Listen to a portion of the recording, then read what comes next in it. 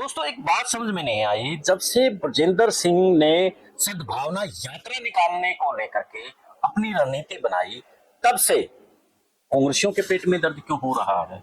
जबकि पेट में दर्द बीजेपी को होना चाहिए था, क्योंकि उनके खिलाफ ये यात्रा निकाली जा रही है।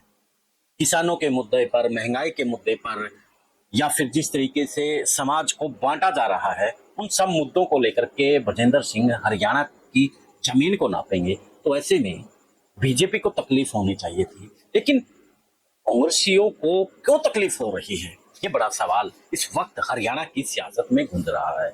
अगर आपको समझ में आ रहा है कि आखिरकार क्यों कांग्रेसियों के तकलीफ हो रखी है ब्रजेंद्र सिंह की सद्भावना यात्रा को लेकर, कमेंट में बताइए और चैनल को फॉलो शेयर सब्सक्राइब भी कर लें।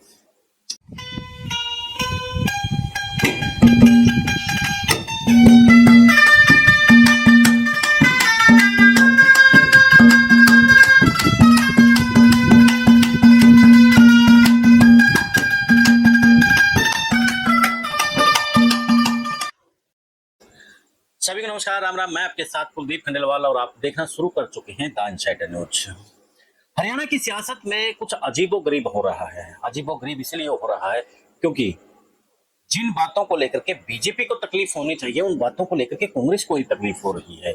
एक मंच पर चलने की बजाय मंच जो तैयार किया जा रहा है सत्ता के खिलाफ, उसी मंच के साथ खड़े हुए नजर नहीं आ रही है। तो कोई कांग्रेसी नेता ये कह रहा है कि जो ये यात्रा है ये कांग्रेस की यात्रा नहीं है। कोई कह रहा है कि बार बार ब्रजेंद्र सिंह ने पार्टियां बदली है तो इसलिए वो कांग्रेस के उस तरीके से लीडर नहीं है, यानी कि अपनी ही पार्टी के ऊपर पूरी जोर लगाए हुए है बगावत करने की।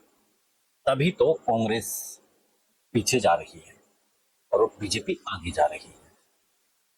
अगर हम राजनीति के पीछे के इतिहास में जाएंगे और एक स्वस्थ लोकतंत्र की बात करें, वैसे तो कांग्रेस से लोकतंत्र की बात करती नजर आती है, लेकिन वो भी लोकतंत्र की बात, स्वस्थ लोकतंत्र नहीं चाहती है। अगर वो स्वस्थ लोकतंत्र चाहती तो जिस तरीके से अब लोकतंत्र को कुचला जा रहा है उसके खिलाफ हल्ला बोलते नजर आते हैं, लेकिन ये तो अपनी पार्टी के खिलाफ हल्ला बोलते नजर आ रही है।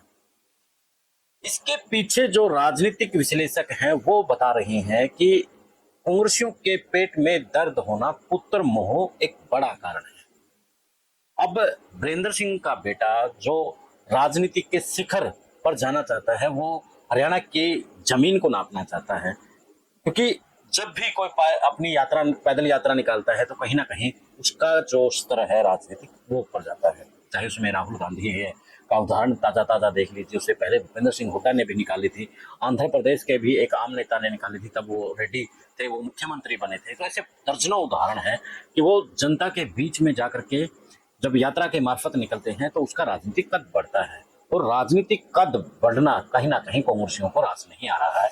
तभी तो वो हर दिन कभी बोल रहे हैं कि हाँ पार्टी वहां पर मलाई खा करके आए हैं, यहाँ दोबारा आए हैं, तो इस तरीके से बात करते नजर आ रहे हैं।